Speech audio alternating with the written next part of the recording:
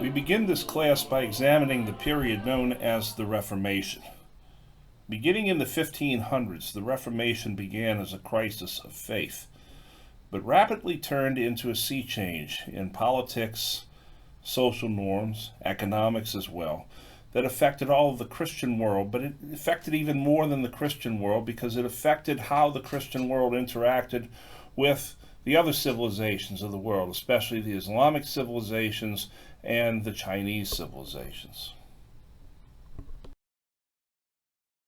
This section will be titled Protest and Revolt. Now, if you notice, the number in Roman numerals at the top is at 36.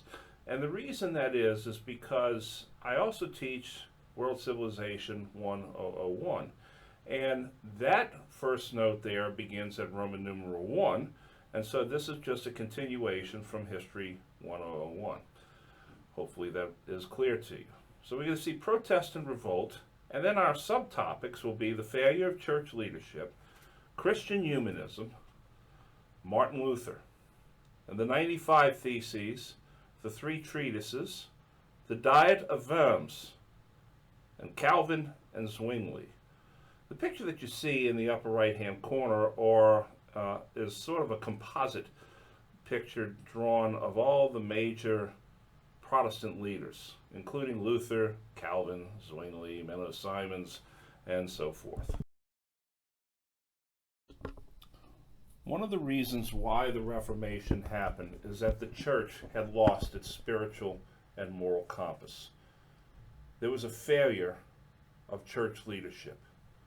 The faithful of the church had not declined in any way in their faith. There was not a failure of faith at this time. Pilgrimages to Rome and other holy sites increased.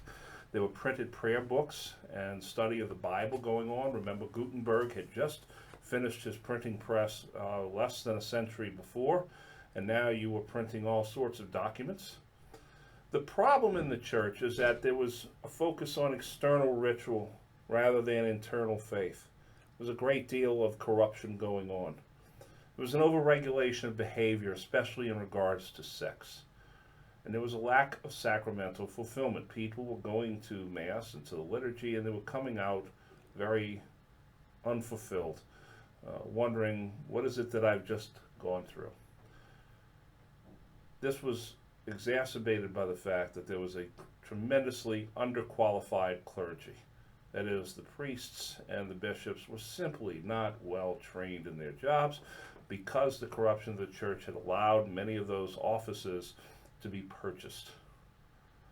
But the biggest problem that existed in the church at the time, and really the hallmark of the corruption, were indulgences. Indulgences were essentially salvation for sale. It was snake oil. What is an indulgence? An indulgence is a work, a temporal work, a physical work that you engage in for remission from your sins.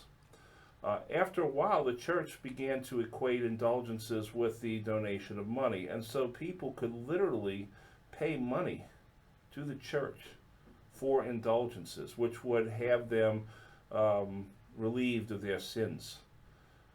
There was a Dominican friar by the name of Johann von Tetzel, a German Dominican, who was going around from town to town throughout Germany selling indulgences. Now you look at Rome today and you see that beautiful St. Peter's Basilica.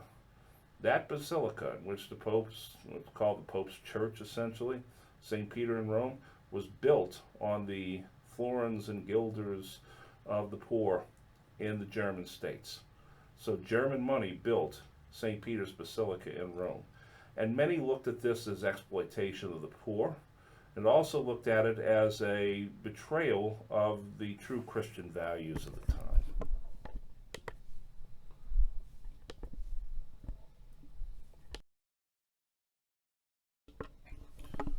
One of the great movements of the church at this time was the movement toward humanism. Humanism is the study of the world around you, a classical education. And while you have what is known today as secular humanism, that is religious-free study, of the world around you. The church at the time of the 1500s engaged in what was known as Christian humanism, and that the church would renew itself through classical education, that is, studies of Latin and Greek, and the great philosophies of Aristotle and Plato, and science and mathematics, and so forth. One of the great humanists of the time was Desiderius Erasmus, who was a Dutch reformer who attacked corruption in the church. He wrote two major works, Adages and Colloquies, and then he also later wrote The Handbook for a Militant Christian. He then wrote a new edition of the New Testament, more faithful to the original Greek, and he called for political and spiritual justice based upon the New Testament. Politically, he upheld Charles V as the ideal prince. Charles V was the Holy Roman Emperor. However, he had another title. He was also the King of Spain, and he went by the title Carlos I. So he was Charles V of the Holy Roman Empire, which was essentially Germany, and Carlos I of Spain. He believes that Charles V is an ideal prince. On the other side, he lambasts Pope Julius II as a less than ideal pope. He finds that the pope has become too venal, has become too temporal, has become too worldly, and needs to be more and more spiritual. You have to understand something, that the pope in those days was simply one of the many crowned heads of Europe. He's not what you envision today as this world ambassador for peace and religious faith and so forth. Now, Erasmus lived in Holland, whereas Thomas More lived in England. Thomas More was a legal scholar and an English lawmaker. He served as Lord Chancellor under King Henry VIII, and then he would later have his head cut off by King Henry VIII. More's greatest humanistic work is called Utopia. Utopia is an ideal community, sort of a proto-communistic society in which all goods are shared, all labor is engaged in by everyone equally. It is in many ways, an intellectual exercise, but many people have obviously, since the time of Thomas More, tried to enact utopias of their own making. This, of course, brings us to Martin Luther. Who is Martin Luther? He is one of the most misunderstood individuals in European history and in world history. Many people claim to understand him perfectly. That is not really the case. There's a great deal of controversy about Luther even to this day.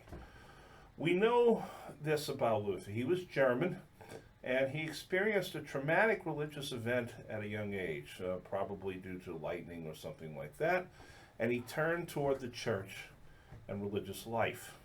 He joined the Augustinian Canons, which was a group of traveling monks, and as he grew into his ministry, he began to realize that the leadership of the church was pretty substandard. As if to add to that, he became very uneasy about the fate of his own salvation. He was looking at the church and seeing that the church was not really good for his salvation, was not going to lead him to the grace of God. And so where did he turn? He would turn back to the scriptures. And there the answers would be found according to Luther.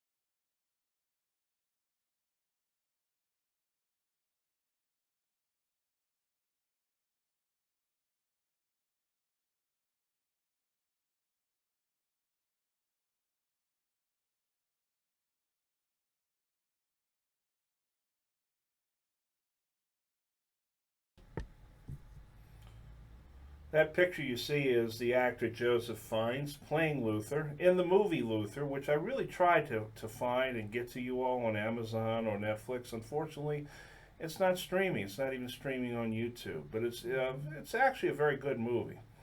Um, what Luther does is, after the 95 Theses, he then publishes 3 treatises titled The Freedom of a Christian, To the Nobility of a German Nation, and On the Babylonian Captivity of the Church. Now, in Freedom of a Christian, he says that salvation is not earned, but is achieved by faith alone. This is the cornerstone of the Reformation. This is the cornerstone of the Protestant faiths that follow afterwards. You are not able to achieve your own salvation through any work that you do. You must rely upon the grace of God as a freely given gift. You must accept that. That is the only thing you can do, is to accept the grace of God that has been given to you in the Scripture. And so what this does is that it creates a situation where you can actually make your own deal with God. You do not need to go through a priest or any sort of ministerial mediator, so to speak, or advocate. And this leads to what is known as the priesthood of believers. All of us, at some point or other, can help affect our own salvation. We can't bring it about by ourselves. But if we get into God's good graces and we engage ourselves with God, then we can help bring about our own salvation. His second treatise, To the Nobility of a German Nation, is one in which he is going after the princes. These are the leaders of Germany. All these different little patchwork quilts of duchies and principalities that consist of and make up the Holy Roman Empire. He's got to go to them. They're the ones that are the movers and the shakers. The people will follow what they do. And his third is On the Babylonian Captivity of the Church. And there he's referencing how the Jewish people were exiled into Babylon after the destruction of the temple in 586, and Judaism was kept hostage in Babylon. And so Luther says that the church is being held hostage by immoral, corrupt, venal people. And this, of course, with the 95 Theses, the 3 treatises, cause a major uproar. And the uproar gets to be so great that the emperor of the Holy Roman Empire must come in and mediate it, Charles V. And so Charles V summons Luther to the city of Worms, not Worms, but that's a city in Germany called Worms. And there Luther is called to testify on his own behalf about what he means by all this. And Luther upholds his belief that each individual Christian could appeal directly to God in regard to salvation. It is a compelling argument. Luther is a very powerful speaker. And northern Germany and Scandinavia soon fall into the Lutheran camp.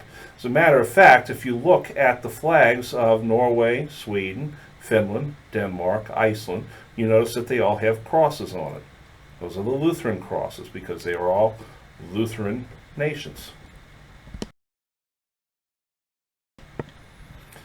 On this slide here, you see a map of Europe and showing what consisted of the Holy Roman Empire, the Polish-Lithuanian Commonwealth, France and England. And the red dot that's in the center, that is the city of Worms in Germany. Remember, it's not Worms, it's Worms.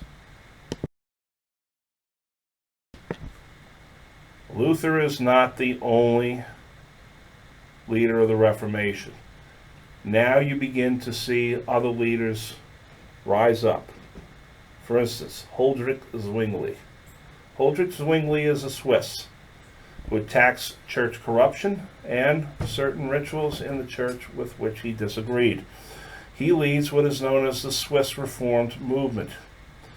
Now, Zwingli calls for a theocracy. A theocracy, of course, is a state in which religious law and religious rulers are supreme. A modern example of this would be the country of Iran. Zwingli also begins to question the Eucharist. You see, this is one of the big sticking points in the Reformation is about the Eucharist. For those who are Roman Catholics, they believe that the wine and the bread contain the real presence of Christ. The Protestant reformers begin to question this, begin to say, well, is this a real presence, or are we just doing a commemoration? Zwingli writes the colloquy of, calls the colloquy of Marburg in 1529. And this is a meeting between the Lutherans and Swiss reformers in which they begin to discuss the issue over the real presence in the Eucharist. And the Swiss reforms say no, whereas the Lutherans say yes, but only if you're there, which is why in a Lutheran church you do not see any tabernacles containing the hosts of bread, whereas in a Catholic church you would, because for Lutherans, the real presence is for those who are there at the time of the sacrifice. If you're not there, that real presence doesn't come into play.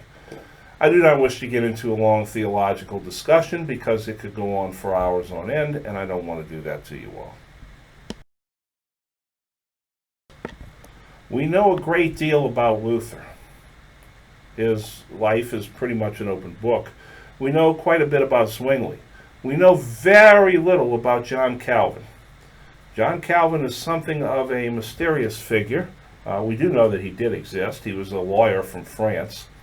And very much like Luther, he had what was called the affairs of the placards. That is, they were posting posters. That is what the placards are, posters.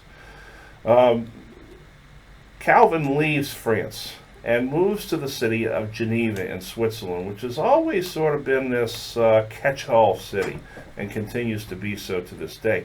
And there he establishes a Christian republic, very disciplined and moralistic.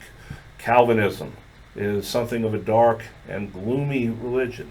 Okay, God is a vengeful God, and God is there to protect you against the darkness of outside. So this is a very disciplined and moralistic community in Geneva. And remember that the Puritans of North America and Massachusetts and places like Salem and so forth, these are all Calvinistic.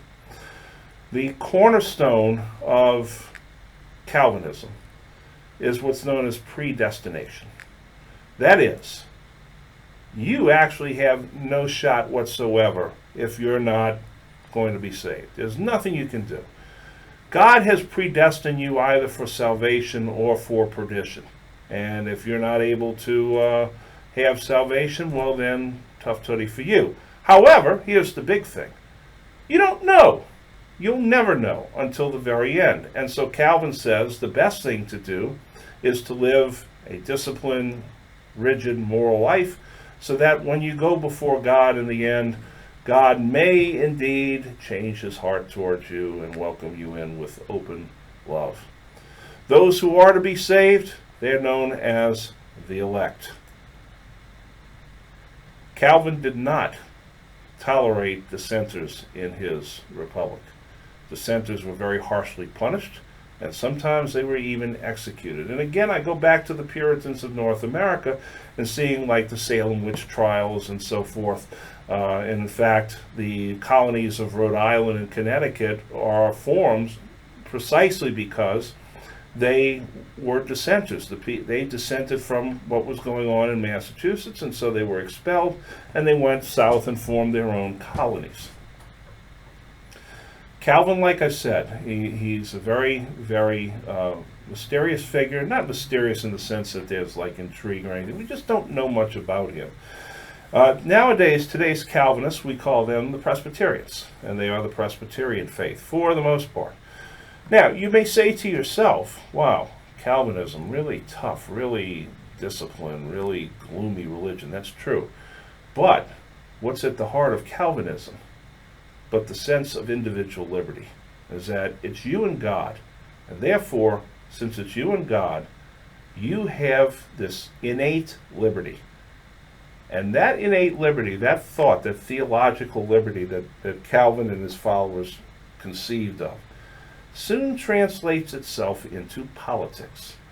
And there's the key, because what Calvinistic individualism and liberty does is it begins to grow the idea that individuals have liberty and rights. I think you see where I'm going with this.